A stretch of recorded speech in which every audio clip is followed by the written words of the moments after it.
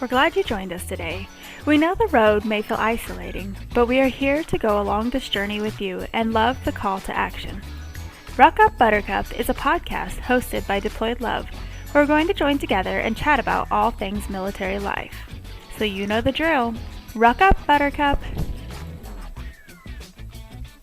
Hey everybody, welcome back. We are here with a second episode for this month. We're going to have 3, which is really exciting. And we have another guest with us. Today we're going to be kind of talking about PTSD, and that's because this month is also PTSD Awareness Month. So we wanted to make sure that people had resources when that topic comes up in your family. And we just wanted to have a nice discussion about that. So I'm here with Ashley. And hi, everybody. Yeah, so we're really excited. Today we have a co-founder with Homefront Heroes Ministry. She's a fellow military spouse, a mama of 4. We have K'lee Reynolds. Welcome, K'lee. Thank you so much. It's an honor to be here with you ladies, and I'm excited for tonight just to jump into this topic that is discussed a lot amongst the soldiers, but sometimes I feel like there's a gap in communication between the soldiers, their units, and their families, and that's no one's fault. It's something that we need to talk about, that it's not just the soldier that's involved, it's the entire family unit. So we just wanted to speak into that a little bit tonight and help equip you in that. So I'm excited to be here and to get to collaborate with these ladies to do just that. That's so exciting. Can you tell us a little bit about Homefront Heroes? Yes. So we are an organization just for the military wife and of course her family. We believe that if you can reach the wife, you can reach the entire family by doing just that. And we just want to give military wives hope on their home front. And we have a Facebook page, we have Instagram, we have a website with a blog, and we just want to also develop her spiritually. So we have a podcast called Hope on the Home Front that we just take our girl a little bit deeper spiritually and help equip her in this life and how to best serve God and her husband and her entire family. That's awesome. We love that so much. We're really glad that we get to work with you. And I know that we always share your stuff to our group. So people who are following us have probably seen and heard of you guys. So the biggest part about PTSD kind of starts at reintegration. And so reintegration gets kind of discussed if you're part of the FRGs and you kind of hear about how that process goes. But if you don't get involved with that, reintegration can be a very difficult process if you haven't been prepared. So do you have any advice for just kind of how to be prepared for reintegrating after a long deployment? Yes. Actually, my husband and I, we have endured 5 deployments / rotations through our marriage. And the biggest thing that I always tell people is that every single time it's going to look different. So basically every expectation, it's kind of similar to them leaving, like all these military things that you endure. Take all expectations and go ahead and just throw them out the window because that's just how it is. But just because it's different every time doesn't mean that it's bad. I know for me as a military wife through the years, there's been reintegration when it was our first reintegration after a long deployment ever. Like I had never been away from him that long, and it was very long. And it was a little bit, we were young, we didn't have children in the mix. So we had a ton of fun and it was amazing. And we got to do all these, romantic things. And then we had children. And then he came home right after, I had our son and he left for deployment 3 weeks after he was born. And that was honestly traumatizing just because you're fresh postpartum. You can't connect in the way that you want to with your spouse before they leave, which is really hard. And it's not talked about a lot because it's a rough subject, but I want to share about it because it's very real. And it's something that a lot of us experience in the military world. And I felt insecure. I felt like my body was different. And now he's coming home. And what is that even going to look like? And is he even going to be interested? And all these things, all this fear and anxiety just comes over you. And that's not true, but I felt like I was a little bit standoffish when he first came back. And I didn't communicate that at first, like what I was feeling and my insecurities. But then once we had a conversation, he realized like what I was processing through in my mind, and everything got better once I just spoke it out loud. So that's another huge thing in military marriage as a whole, but definitely coming up on a reintegration, the end of that deployment, really communicating your expectations, asking him his expectations, even asking him like what he wants to do those first couple weeks. Because if you have all these things planned every single day, all day long, that can be very overwhelming to your husband after coming back from a combat zone. So just really, really openly communicate. And the more you communicate in an effective way and in a nice way, like be nice to each other, the better the reintegration will go for sure.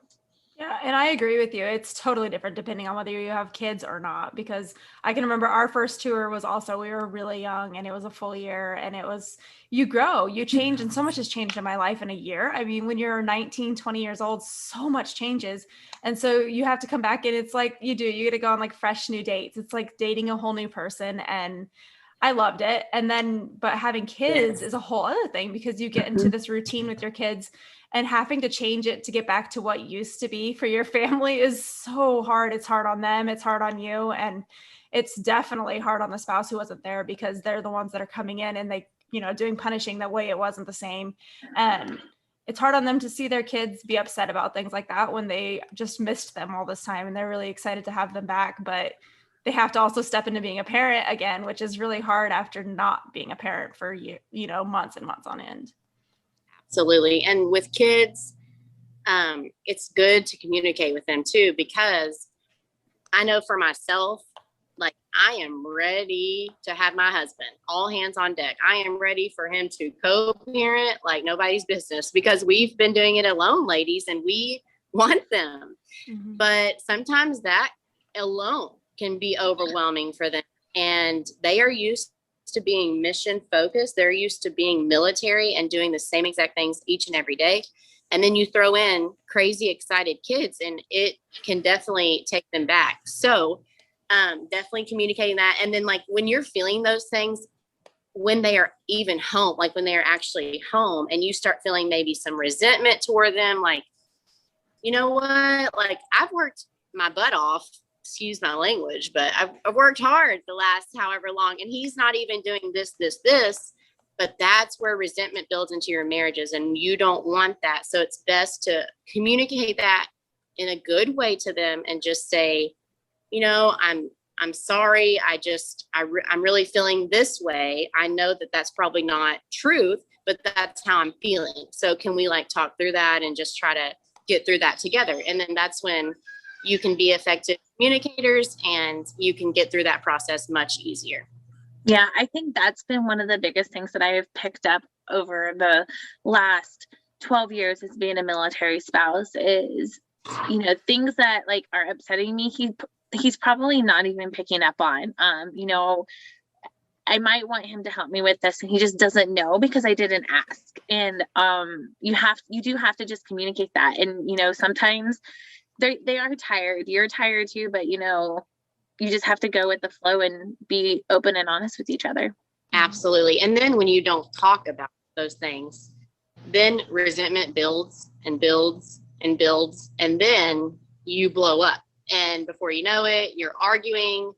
This honeymoon phase that you dreamed of is the exact opposite of that. And then you're just not being productive. So I see all the time people posting about like how it's not that like honeymoon phase. Like they thought they were going to be all lovey-dovey and they're going to be happy and everything was going to go back to normal and be perfect. And they're just worried that their marriage is over.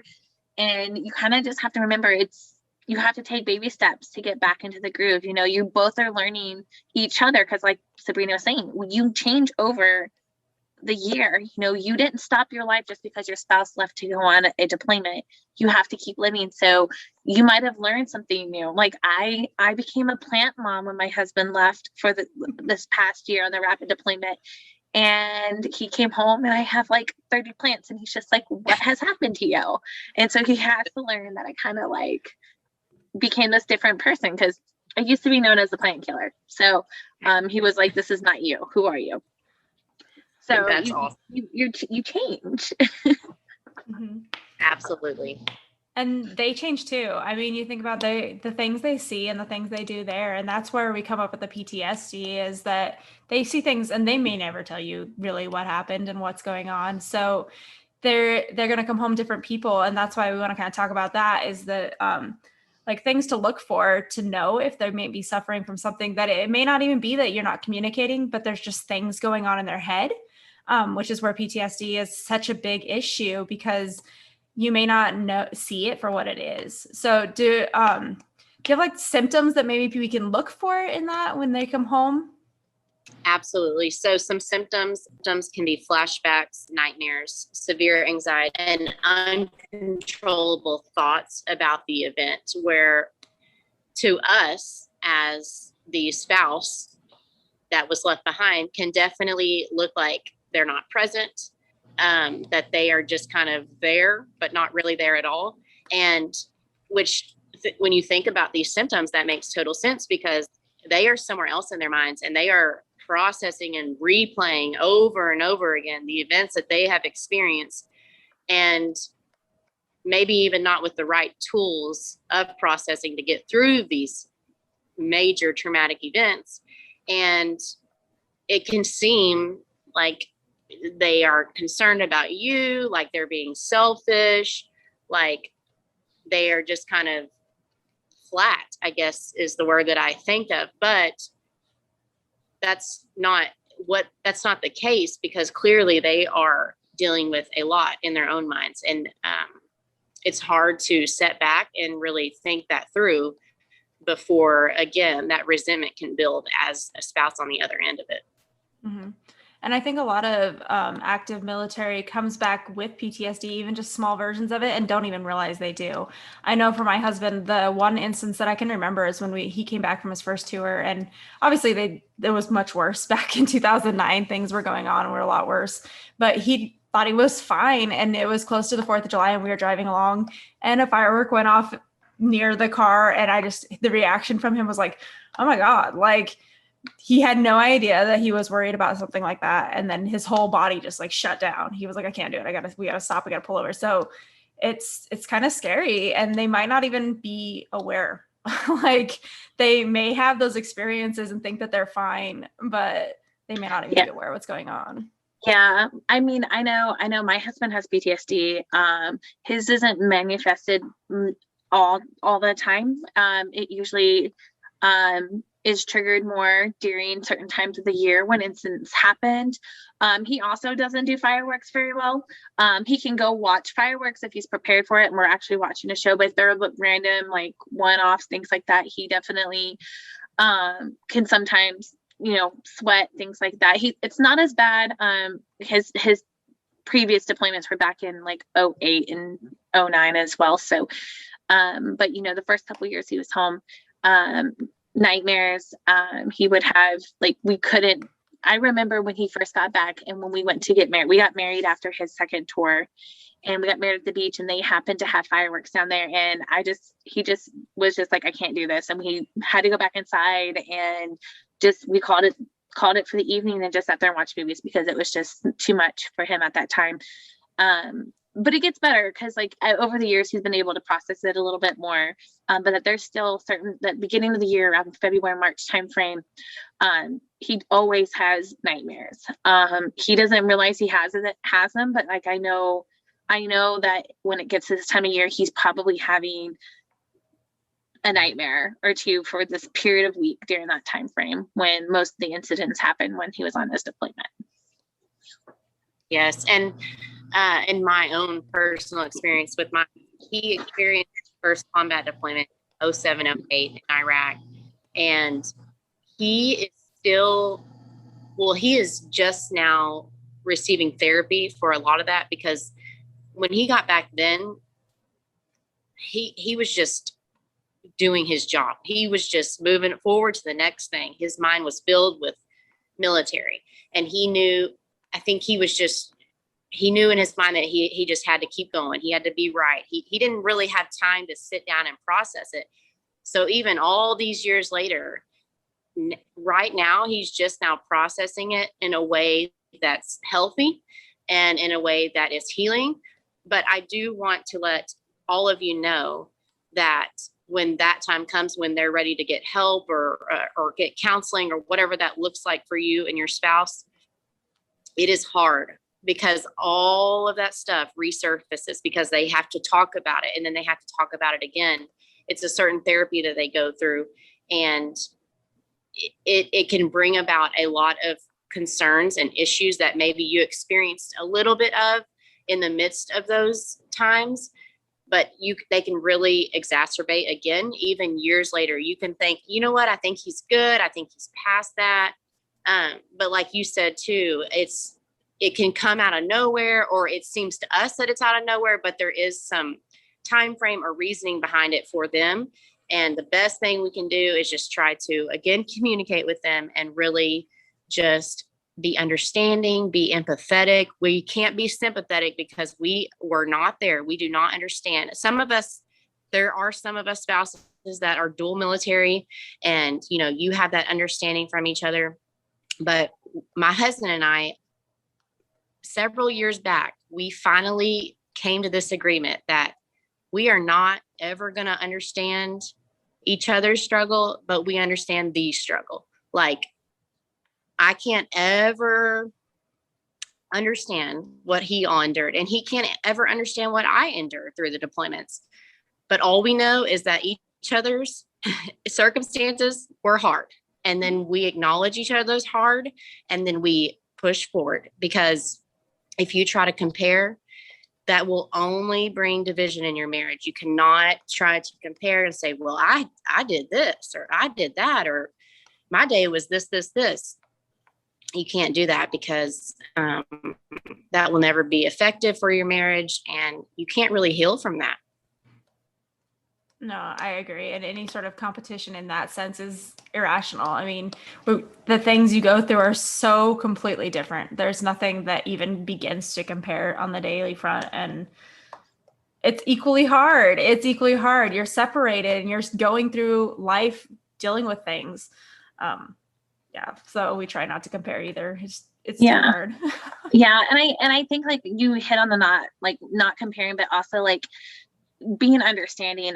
I remember when he first came back from his deployments back in the early 2000s, and I would always get angry because I was like, you never want to go to concerts, you don't want to go to like the fair or anything like that. And then like I slowly started to realize like it wasn't that he didn't want to, he just stressed him out to be in a crowded place. Like, even if we go to a theme park nowadays, like he still like gets overwhelmed and gets super irritable. That's like one of his major triggers too. He hates being around crowds of people. And I get it. And I have to remind myself that like I can't be too upset with him with this. Like, you would hope that both parties are obviously like making like a conscious effort to do something that each person likes to do. Like, we have kids now. So I'm like, we're not going to go do things because you don't want to, because it could potentially trigger you. Like, I get that could trigger you. And sometimes each party has to make sacrifices, but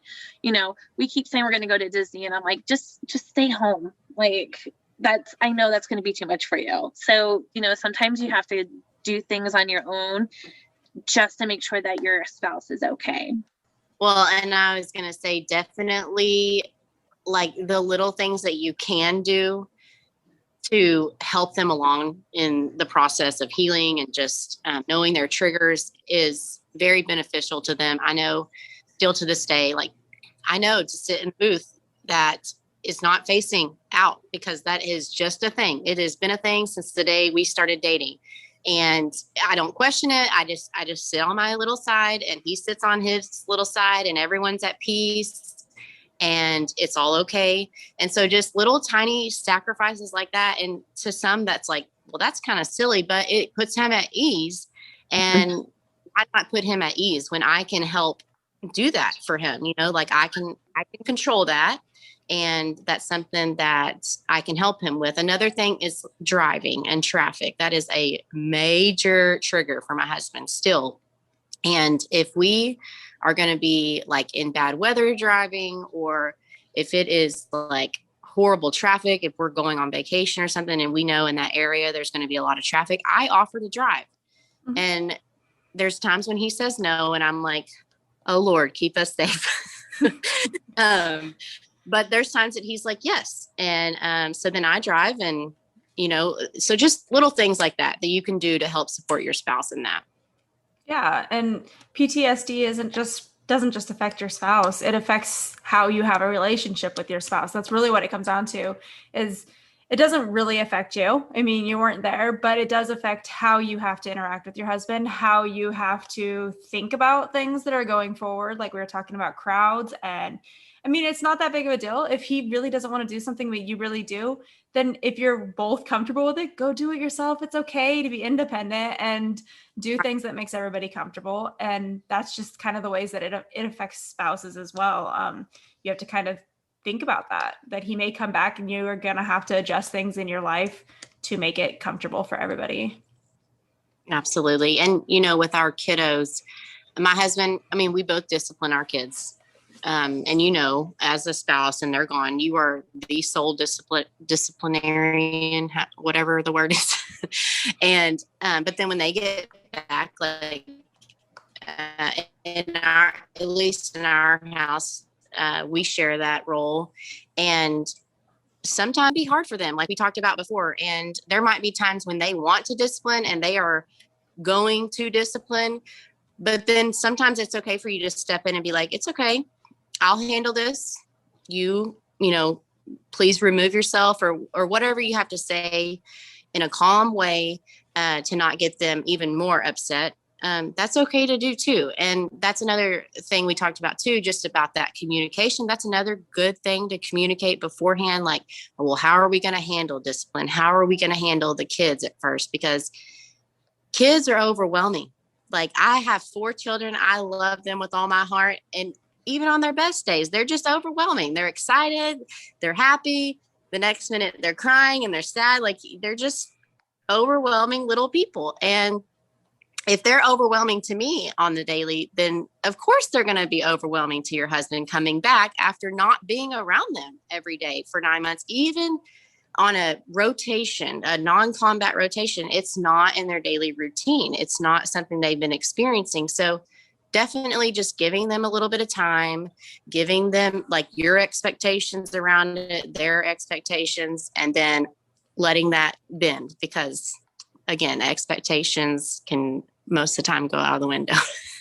Yeah. And then encouraging them, if it does seem like it's very severe, I know that a lot of it can be worked out in themselves and just kind of working through the issues. But there are cases where it is so much more significant for them to like reach out to somebody and at least make sure that it's aware of. I'm even just letting someone in their command know that they're struggling from it.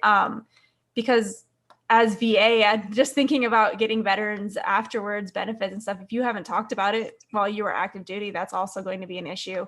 So making sure while you're still active duty to reach out and get help, because it's there, it's easy to find. And I'm sure you have some really good resources for us that we could talk about.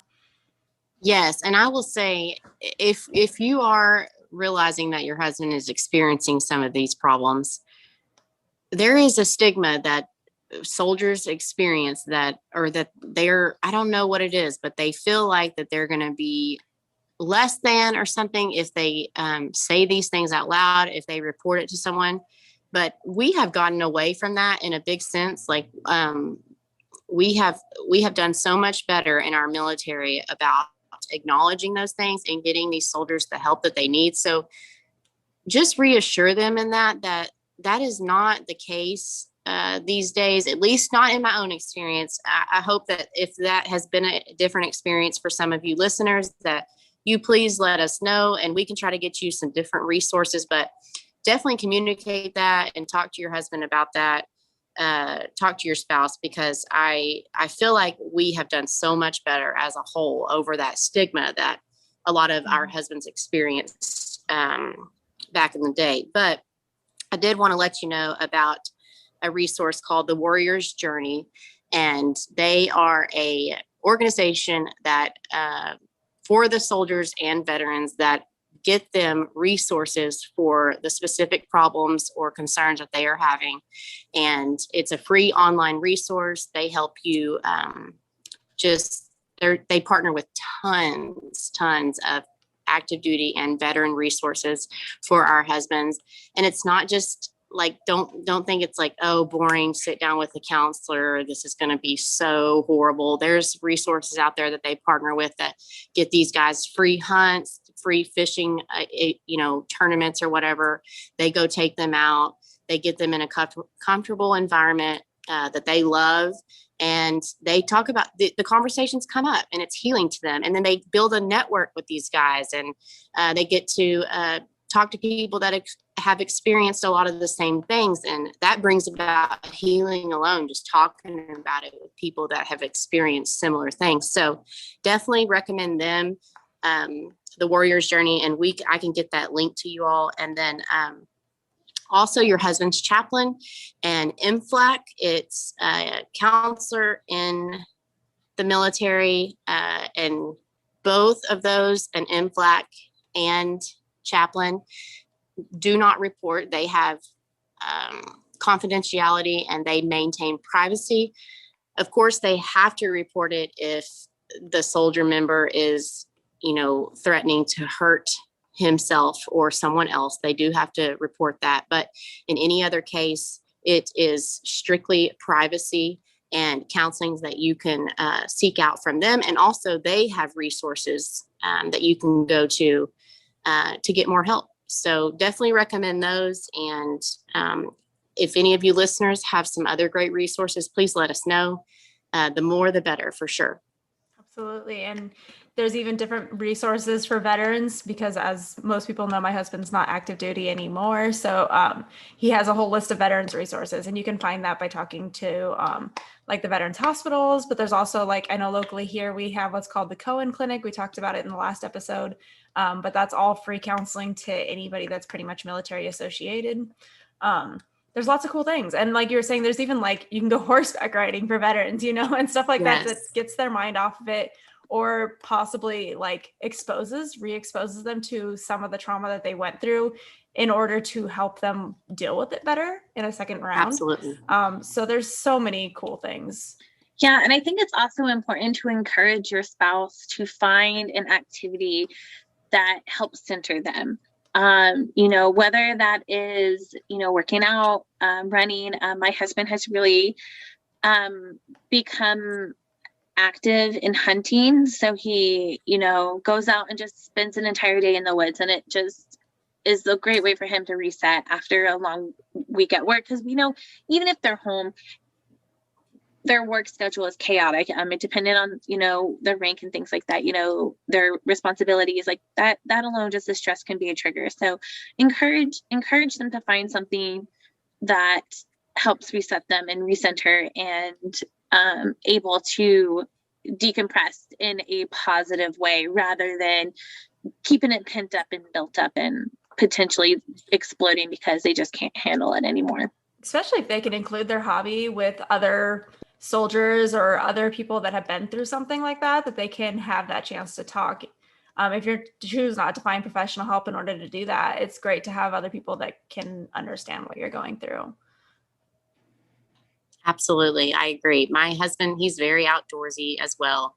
He loves hunting. He loves fishing. He also loves taking our kids along, but then he also loves going by himself. And I think it's good to do a variety. Even he loves taking guys out and letting them get the experience. And another thing that he just started really doing lately, which I am loving it, he has been gardening, and he just loves it. He loves taking care of our flowers, our garden. He even planted some vegetables this year, and he absolutely loves it. So definitely just definitely encourage those things. And if your husband doesn't really have something that he loves, that is good for him, because there's a lot of hobbies that can bring about more problems and more mental illness. And I don't want to get into all that. I'm sure most of you know those things, but there is good ways for them to cope and good way to have healing around it. Mm-hmm. Absolutely. All right. Well, I think we really kind of hit the nail on the head with all the things we've discussed. And it was really nice to hear that. I mean, even just now hearing you guys' stories and just feeling a little bit more connection and knowing that we're all kind of going through it. Like, you continue to go through it, and you never know what each deployment's going to bring. My husband's on a deployment, so you never know. He could come home and have seen other things. So it's always something to look forward to. It's always, reintegration can be really, really fun though. And it doesn't always mean that you're going to come up with trauma, and it may come back and just be on date night for the rest of the week. So I know that we really look forward to that. Yes, for sure. Yeah, I definitely think that you have to roll with the punches. Every single deployment is different. Every, long training exercise, a week field training exercise is different. And so you just have to have an open communication with your spouse and be open and honest and express your feelings, but also be able to take what they're saying with a grain of salt and work together to come up with a plan. And just be an encouraging spouse. It's the best thing you can do. Yeah. Yes, for sure. And the best encouragement I could give all of you out of all this, because there's some things that we can say and we can do and we can try to help, but that's never going to be good enough. The very best thing that you can do for your husbands is pray for them. Pray faithfully for them. If there's something specific that you're struggling with, that you're just like, this is a nutshell that I cannot crack, I have tried everything in my own power, pray for them, because I promise y'all, prayer changes things in yourself and in your military marriage. So definitely want to encourage that as well. I agree. Well, I think that's a great place to leave off on. And we really loved having you on here, and look forward to possibly having you back on again sometime, or joining you on your podcast sometime to just kind of get to know your listeners as well. So I hope you guys enjoyed. Awesome.